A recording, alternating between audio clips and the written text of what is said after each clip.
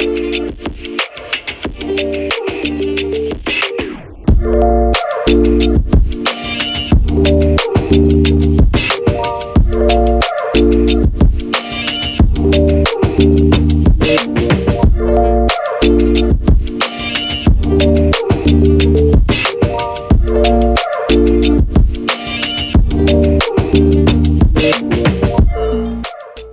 gue sekarang lagi ada di Museum Nasional, ada pameran yang diselenggarain sama Artopologi. Kebetulan gue lagi sama foundernya Artopologi. Jadi Mbak Intan, ini gue baru masuk, tiba-tiba udah datang, udah pasir semua. Udah pasir. Dan ini pameran seni tapi banyak banget di awal fashionnya nih. Coba jelasin dikit dong Mbak. Jadi sebenarnya kalau untuk Artopologi seni, jenis seninya itu luas sekali. Jadi nggak cuma seni lukis aja atau seni patung, tapi ada seni fashion ya sebenarnya. Itu kan juga suatu bentuk seni yang disukai oleh orang-orang berbeda gitu. Jadi di sini kita kolaborasi sama ada satu teman lamaku juga dan salah satu supermodel Indonesia namanya Laura Mulyadi. Dia menginisiasi suatu gerakan yang namanya Matahari dari Timur.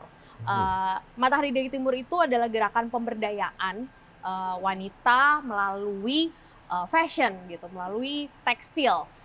Jadi di sini dilihat banyak sekali karya-karya yang menggunakan tenun Lombok gitu dan mengapresiasi budaya fashion Indonesia. Dan ini kayaknya kalau gue ngelihat bukan sembarangan orang ini kayak yang diundang di sini. Ya, jadi di sini ada salah satu masterpiece dari Rinaldi Yunardi, fashion designer, jewelry designer juga. Jadi ini ada salah satu karyanya dia yang menggunakan kembang goyang. Jadi ini semua representasi kembang goyang seluruh Indonesia. Mbak, tapi emang gue kayaknya sering dengar namanya Rinaldi. Sebenarnya siapa sih? Bisa? Rinaldi itu, Koyung itu jewelry designer paling top lah di Indonesia. Jadi kalau lo sering dengar itu tuh kemarin baru-baru aja Madonna Halloween custom-nya itu pakai headpiece dari Rinaldi Yunardi. Terus habis itu Lady Gaga juga pakai. Jadi udah beken banget, bukan cuma di Indonesia aja tapi udah di internasional sih. Kemudian ada karya Didi Budiarjo, masterpiece-nya juga yang terdiri dari 8 desain. Ada Gia Panggabean dengan motif yang dia buat sendiri dan dia desain sendiri.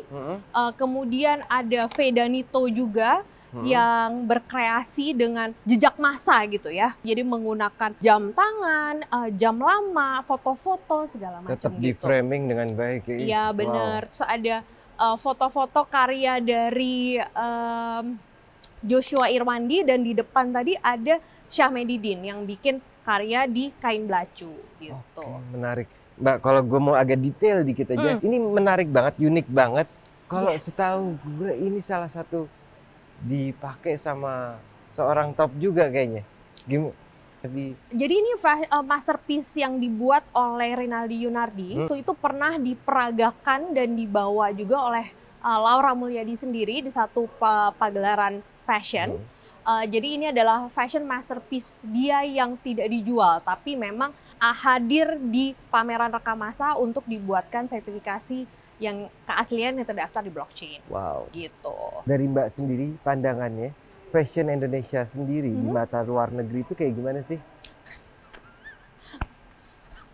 Gue sebenarnya the last person yang should comment on that ya. Tapi maksudnya di Indonesia sendiri kan seniman itu tidak hanya berupa seniman yang berkarya dengan kanvas atau patung, tapi bisa juga dengan kain gitu ya, dengan kain, dengan tenun, dengan segala macam. Jadi karya-karya mereka juga harus kita apresiasi.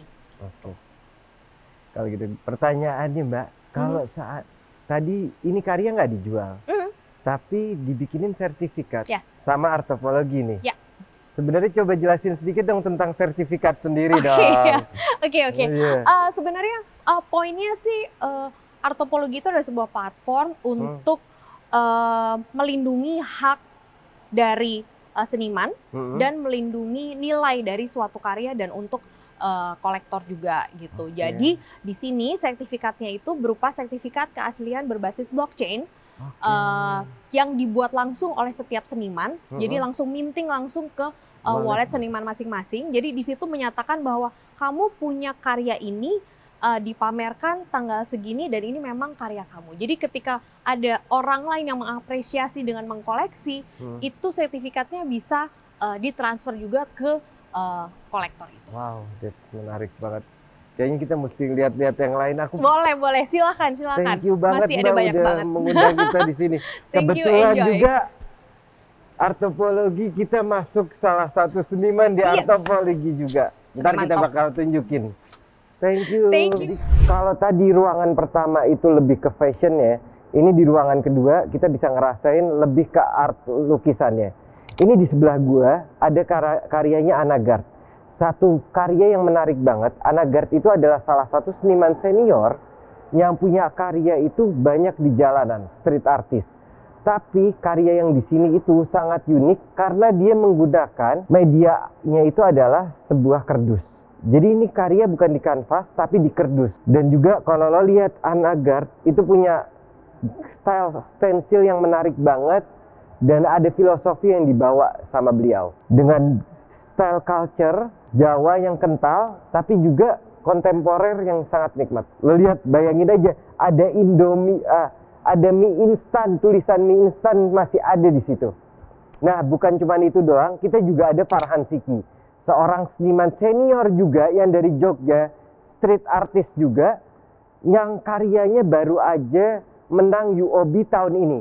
Beliau itu adalah pemenang beberapa kali di UOB nomor 1, dan juga masalah Farhan Siki itu, beliau itu bisa membawa street artist yang biasanya raw segala macam, bentuk yang elegan banget. Lo lihat aja karyanya, warna hitam putih yang elegan, tapi dia memberikan warna-warna yang colorful dengan rasa yang nggak berlebihan. Bukan cuman itu, banyak lagi karya lainnya seperti karya kontemporer kaligrafi yang lo bisa lihat dengan background yang sangat mau indie ataupun menunjukkan keindahan ditimpa dengan lukisan kaligrafi yang sangat kontemporer dan modern banget.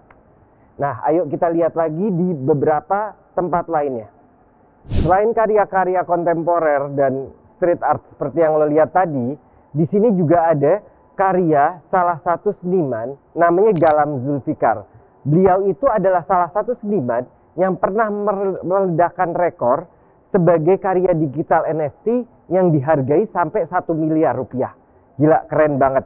Jadi kalau beliau ini biasa menggunakan objek-objek yang biasa dikenal sama memori manusia, seperti objek-objek famous dengan ilusi optik yang bikin lo jadi tambah menarik lagi. Nah, banyak lagi. Selain itu kita juga punya patung-patung. Gue bakal tunjukin lo patung-patungnya. Nah, selain seniman-seniman muda, juga ada seniman senior seperti Mas Teguh Stentik. Ini adalah salah satu seniman yang banyak membuat sculpture dan lukisan abstrak. Beliau itu adalah seniman yang lama belajar di Jerman dan juga karyanya sangat dihormati di negeri kita ini sendiri. Salah satu yang paling menarik dari karya sculpture-nya Mas Teguh Stentik itu karya-karya bawah lautnya. Beliau bikin beberapa sculpture yang dilemparkan ke bawah laut, di mana itu menjadi rumah buat terumbu karang. Jadi karya beliau itu bukan hanya membuat sesuatu keindahan, tapi punya dampak environment yang baik secara nyata. Ini adalah karya yang dilakukan sama Mas Teguh Stentik yang dipamerkan di sini. Salah satu karya yang menggunakan besi-besi bekas, tapi menjadi satu karya yang elegan banget. Nah, selain itu, ada juga karya gue yang bakal gue tunjukin di sini. Kalau lo baru following gue, mungkin lo kenal gue sebagai influencing di bidang seni. Tapi sebenarnya gue dasarnya adalah seni juga. Gue pelukis dan melakukan beberapa karya. Hari ini gue mengikuti pameran di Museum Nasional dengan karya series Gema gue. Series Gema adalah satu series di mana gue menggambarkan satu objek yang gue ulangi menggunakan repetisi berkali-kali untuk menggemakan dan menggetarkan objek itu sendiri. Di sini gue bawa Raden Saleh sebagai seorang objek yang gue punya perasaan tersendiri dan mendalam baginya. gue punya harapan dengan adanya Gema ini, Raden Saleh bisa jadi lebih dikenal lagi di banyak di luar sana. Karena gue punya satu concern, saat gue masuk ke dunia sosial media, gue mencari Raden Saleh, belum banyak yang membahas tentang beliau.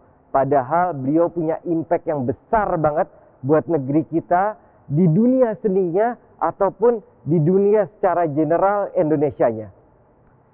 Ini adalah karya yang jenisnya pop art realis, yaitu dengan ciri khas guratan-guratan yang biasa gue lakuin di karya gue. Selain itu gue bakal tunjukin beberapa karya lainnya. Nah, kebetulan banget di sebelah karya gue itu adalah karya FJ Kunting. Ini adalah karya yang kebetulan kita banyak menggunakan blockchain di sini. Salah satunya adalah NFT, karya yang menggambarkan manfaatnya dari NFT sendiri. Mas Kunting ini melakukan satu performance art. Dengan adanya NFT, karya itu bisa dijual secara digital. Dan emang karya ini menarik banget, menggambarkan kehidupan suami istri sehari-hari. Kalau gue perhatiin, seandainya suami istri semua ngobrolnya begini caranya, nggak mungkin ada yang berantem kayak di rumah tangga. Oke, kita masih ada beberapa seniman keren lainnya, gue bakal tunjukin sama lo. Salah satu yang impactful juga di sini bukan cuma seniman biasa, tapi seniman dengan disabilitas juga ada beberapa karyanya. Gue sekarang lagi ketemu sama Mas Sujud, salah satu kurator di sini yang bikin pameran ini, dan kebetulan Mas Sujud adalah seorang yang bergerak di organisasi disabilitas Yogyakarta ya, Mas? Jogja Disability Art Foundation. Oke, Mas Sujud sendiri boleh ceritain nggak ada berapa karya di sini yang seperti itu senimannya, dan ini gue tahu nih kayaknya salah satu darinya. Gimana Iya. Mas Sujud? Ada 3, yaitu karya dari Dwi Putro. Dia kolab sama kakaknya bernama Nawa Tunggal, bikin kolektif namanya Dwi Tunggal. Di sebelah sana ada karya dari Audrey Agusti, dan di sebelah sana lagi ada karya dari Anfield Wibowo. Ada 3 seniman dari disable artis yang kita libatin di proyek pameran Rekamasa. Nah itu kalau boleh dijelasin sendiri dari karya ini dulu, gimana Mas? Ini tentang apa sih sebenarnya, senimannya itu gimana Mas?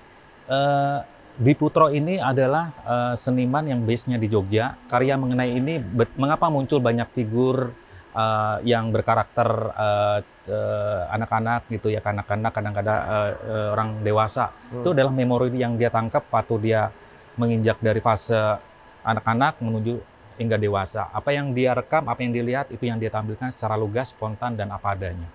Nah itu sendiri apa Mas?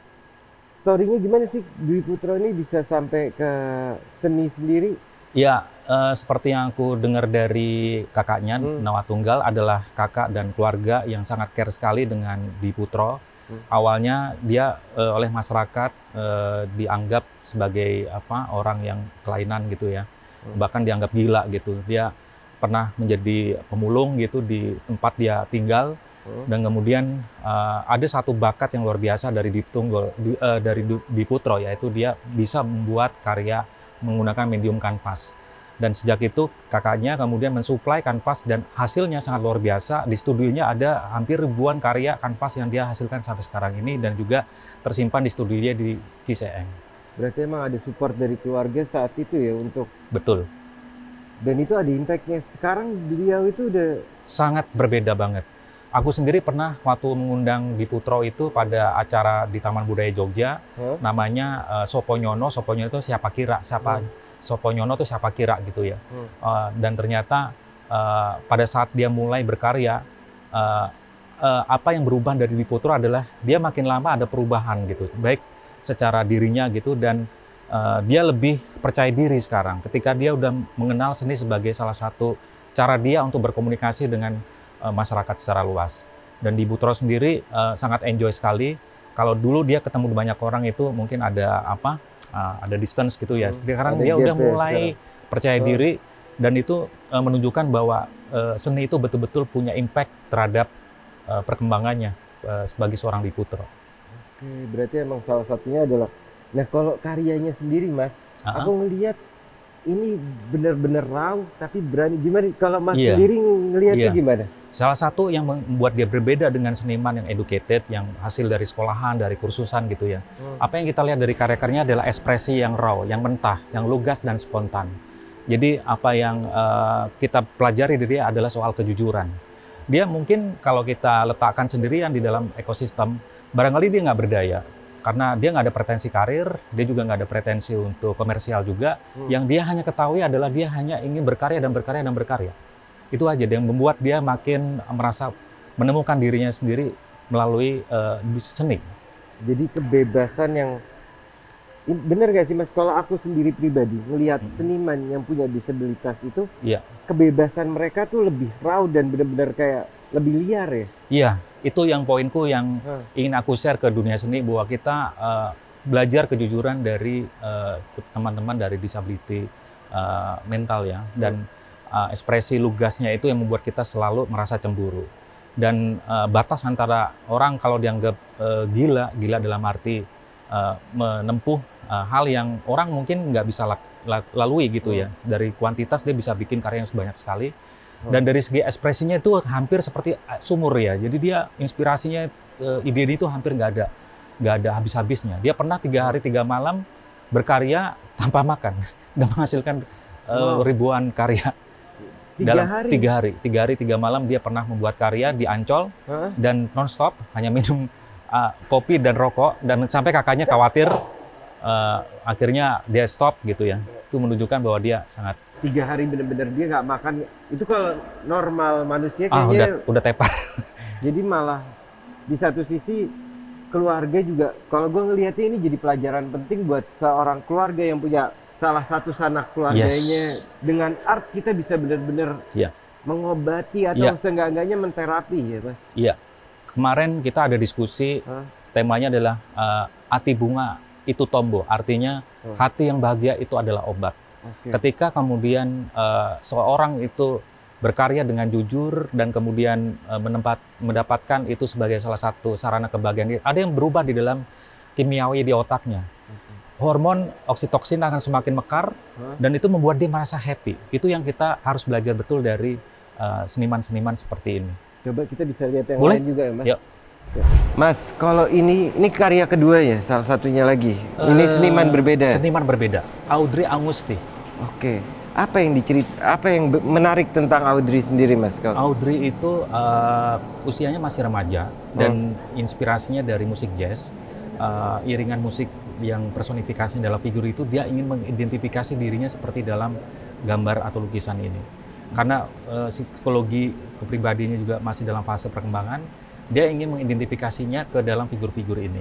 Jadi lewat ini kita jadi belajar bagaimana seniman disabel itu juga punya cara berbeda untuk mengenalkan dirinya ke khalayak ramai atau masyarakat luas. Oh, ini jadi bentuk komunikasinya sendiri ya? Iya, Mas? Iya, betul. Dan warna-warnanya juga sangat ceria dan dia senang untuk menampilkan suasana yang telenovelis seperti ini. Oke, jadi emang karakter tiap seniman itu punya, even di disabilitas itu punya lingkungannya beda-beda. Kalau kita apa yang membedakan biasanya Mas kalau dari Mas Sujud sendiri? Dilihat dari orientasi artistiknya juga pasti kelihatan ya, seiring dengan perkembangan psikologisnya itu dari Diputro yang kemudian Audrey juga, dan dia adalah sosok yang ceria juga, dan dari situ kita sebenarnya belajar tentang kepolosan, kejujuran dan juga spontanitas juga ya. Namanya juga dia terpengaruh banyak media juga, ya itu cara dia untuk berkomunikasi ke orang tuanya, ke masyarakatnya, bahwa aku ini ingin seperti ini, sesuatu yang very human lah. Oke. Mas, kalau boleh tahu sendiri, disabilitasnya itu berbeda-beda antara seniman? Kalau yang ini autism, terus disability-nya si Pak Diputro itu adalah skizofrenia. Oke. Ya. Nah, ada satu karya lagi berarti. Ya. Yang ini ya, Mas? Iya. Oke. Nah, untuk karya ini Unfilled Wibowo. Unfilled Wibowo. Oke. Unfilled Wibowo gimana, Mas? Kayaknya ini beda lagi rasanya. Beda lagi rasanya. Kita kan seringkali beranggapan pada seniman atau mungkin orang yang dianggap disabel itu bagaimana perkembangannya dengan orang kebanyakan gitu ya. Sebenarnya sama aja. Kalau kita bicara hal yang sama itu kita bisa lihat dari karya Unfilled Wibowo ini tentang kapal Nabi Nuh. dia menginterpretasi dari Bible gitu ya. Oke. Jadi seorang perkembangan Anvil Vibo ini juga bisa bicara tentang religiusitas, spiritualitas. Warnanya kita lihat dark gitu ya, gelap, temaram gini, dan dia kasih judulnya itu Kardinal Sunario dan Kapal Nabi Nuh. Dari cara menjudul ini pun dia punya kecerdasan dalam menafsir Sangat dalam ya dalam cerita kanonik dalam Bible. Ya. Dan kalau aku ngelihat Anvil ini punya goresan-goresan yang cepet ya mas. Iya, betul. Salah satu keistimewaan dia bisa melukis dengan cepat. Kemarin juga waktu dia demo, dia bisa melukis dengan kurang lebih 1,5 sampai 1 jam dan lukisannya cepat jadi sih. Oke. Dan itu memang keterampilan dia dan usianya juga sama, hampir kurang lebih sama dengan si Audrey Angusti juga. Mas nih sebelum kita tutup Ya. sama Mas terakhir itu gimana sih Mas? Apa alasan Mas kayak ini banyak memilih juga seniman disabilitas? Ada visi apa sih sebenarnya? Aku memang berusaha sedapat mungkin ya untuk melibatkan para disabled person ini karena memang itu bagian dari polisiku terhadap kerja-kerja kurasiku. Karena bukan berarti karena itu mereka harus hadir, tapi yang justru kita lihat juga partisipasi mereka yang juga memiliki kelebihan. Aku percaya mereka punya kelebihan, punya power yang mungkin di atas rata-rata. Sudah banyak contoh seniman yang memiliki karakteristik seperti itu dan kita bisa sangat belajar karena mereka itu benar-benar ibaratnya ada di sumur inspirasi yang paling murni gitu. Jadi kepiuran mereka itu adalah satu hal yang benar-benar mahal banget ya Mas? Iya, luar biasa. Kita akan belajar banyak dari mereka. Thank you Mas buat waktunya. Ayo kita lihat yang lainnya lagi. Selain tadi kita udah ngelihat fashion, kita ngelihat karya-karya yang keren banget. Banyak hal yang bisa kita lakukan di sini. Ada satu hal yang menarik banget mata gue, yaitu adalah art wedding. Ini sesuatu yang menarik dan baru banget, sesuatu yang unik, di mana art wedding adalah satu tempat di mana mereka ini membuat satu perkawinan itu menjadi lebih estetika dengan cara menggabungkan seni dengan art. Lo bisa lihat sendiri banyak karya-karya seniman yang bakal di-showcase di pernikahan yang dibuat sama art wedding ini sendiri. Jadi ini secara nyata bentuk bahwa art itu bisa kolaboratif dengan apapun itu. Selain kalau ngomongin kolaboratif, selain itu di sini lo bisa ngelihat Lo Carpet membuat satu karya seniman digital karya dibikin menjadi karpet. Sesuatu yang menarik banget. Jadi karya itu bisa bentuknya karpet, bisa bentuknya digital, bisa bentuknya di dalam kanvas, di berbagai hal. Dan ada satu masterpiece yang gue pengen tunjukin sama lo. Ini adalah salah satu karya yang menggambarkan gimana kesuksesan seniman Indonesia bisa meledak di mancanegara. Ini adalah karya Mang Mul, seorang seniman dari Jawa Barat yang domisilinya sekarang ada di Jogja. Dia membuat satu sculpture menggunakan rajutan benang yang menggambarkan biota bawah laut. Karya ini biasa dia bikin dengan size yang sangat besar, dipamerkan di museum-museum dan art show di Indonesia dan di mancanegara. Bukan cuma dipamerkan di museum-museum, tapi karya Mang Mul ini juga menjadi salah satu ikon karya yang ditunjukkan di toko-toko Hermes. Salah satu brand di luar yang sangat terkenal banget. Lo bayangin, seniman Indonesia sekarang udah bisa menggelegar di dunia internasional. Gue harap kejadian-kejadian kayak gini bisa merekam dan bisa menjadi satu motivasi juga buat anak-anak muda dan generasi penerusnya untuk bisa lebih maju lagi ke depannya di dunia seninya. Gimana menurut lo? Lo komen di bawah kalau emang lo ada kepikiran apa yang harus gue lakuin next. Dan thank you banget buat yang udah pada nonton. Dan gue harap seniman-seniman Indonesia bisa lebih maju lagi ke depannya. Bareng gue Bill Muhdor, ayo kita ledakin seni di Indonesia.